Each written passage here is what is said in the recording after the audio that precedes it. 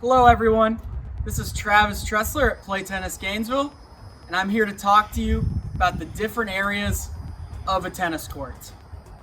So understanding the different parts of the court and what kind of shot we're going to hit is super important when we're playing.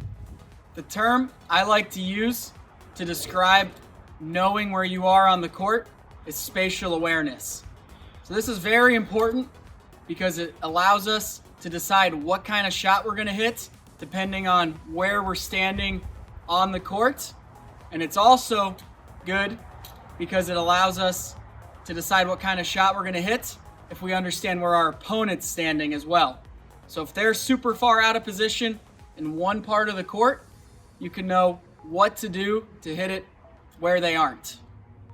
Before we talk about the different areas of the court and what we want to do when either we're standing there or our opponent, I want to go over some terminology for the different areas of the court. So if you look at my clipboard here, right here in the center of the court, that's going to be our net. We're going to have our center service line right in the middle here.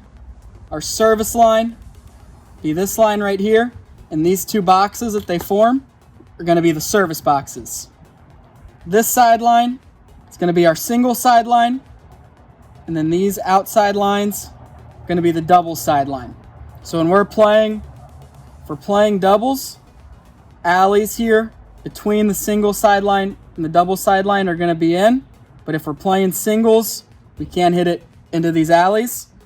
The final thing I want to go over is the baseline. So this is where we'll usually be starting if we're returning serve or serving in singles and doubles.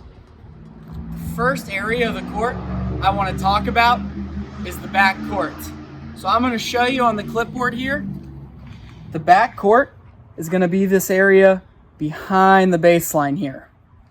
So if you're standing in the back court, you're usually going to be playing defensively, trying to hit that ball high over the net to the middle of the court, playing safe. However, if you have your opponent in that back court, way back off that baseline, that means they're probably playing a little defensively, and you can try to be a little more aggressive.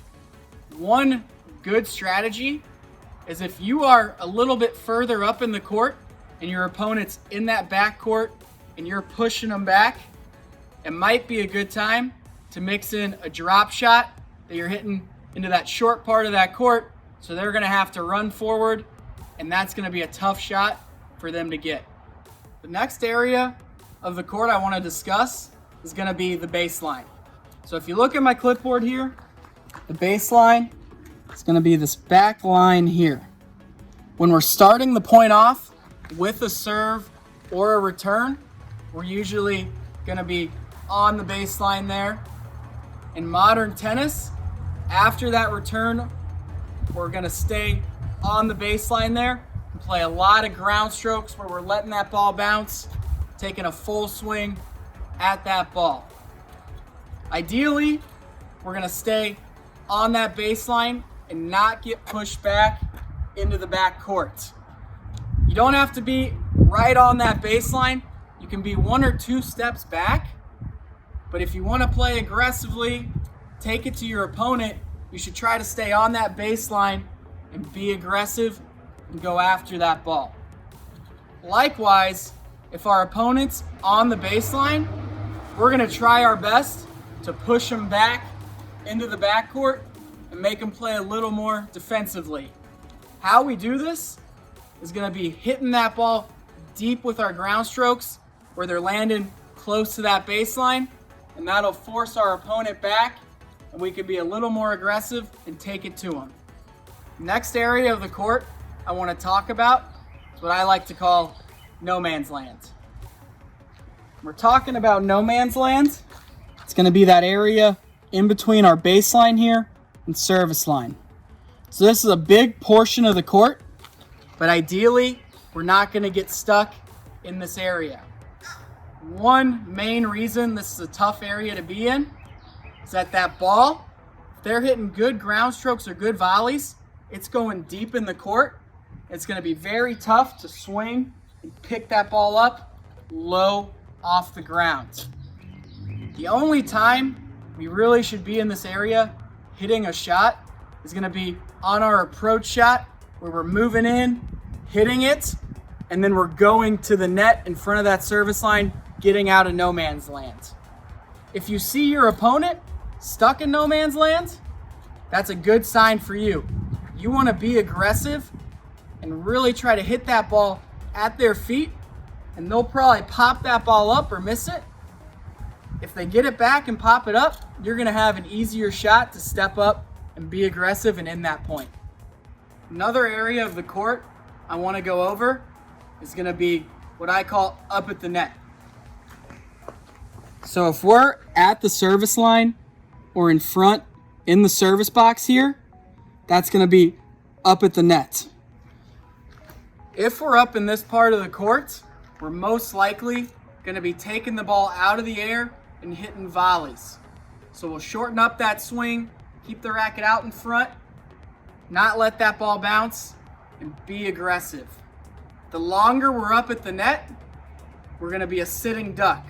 So if you're hitting volleys, you should ideally be hitting one or two, but trying to end that point very quickly when you're up there. Likewise, if your opponent's up at the net, they're going to be looking for that opportunity to finish the point. So if you see them standing a little bit further back towards the service line, you're going to want to try to hit the ball low at their feet so they can pop that volley up for you, hopefully set up an easier shot for yourself.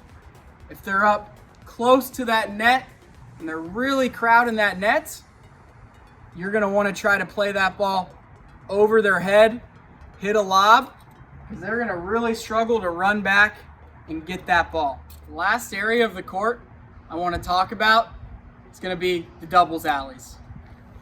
So, really the only time we'll be out here on the sides of the court is going to be when we're playing doubles. So two quick things I want to talk about with the doubles alleys. When we're pulled out wide into those alleys, that's going to open up angles for us to hit to. So if you look at my clipboard here, if I'm pulled out here, that's going to open up the opportunity for me to pull my opponent off the court as well. The second thing I want to talk about with this, if your partner is getting pulled off the court, you want to pretend like there's a rope tied between you and your partner. So if my partner's over there, he gets pulled off the court, I'm going to follow him to that side to help him cover that area that he's leaving open now. Likewise, if you start to pull your opponents off the court like that, remember that angles create angles. So if you hit a really good ball out wide in the doubles alleys, don't be surprised if your opponent comes back with another great angle. Spatial awareness is a very important part of tennis that I often think is overlooked. If you understand the different areas of the court, the advantages and disadvantages of this area, it can help you make the right decisions when you find yourself in that part, or also if your opponent's in that part of the court, it'll help you make the right decision on what kind of shot you want to hit to them. If you start to understand that spatial awareness, it's not only going to make you a smarter tennis player, but it'll also make you a better tennis player in the long run. Thank you everybody for watching. I look forward to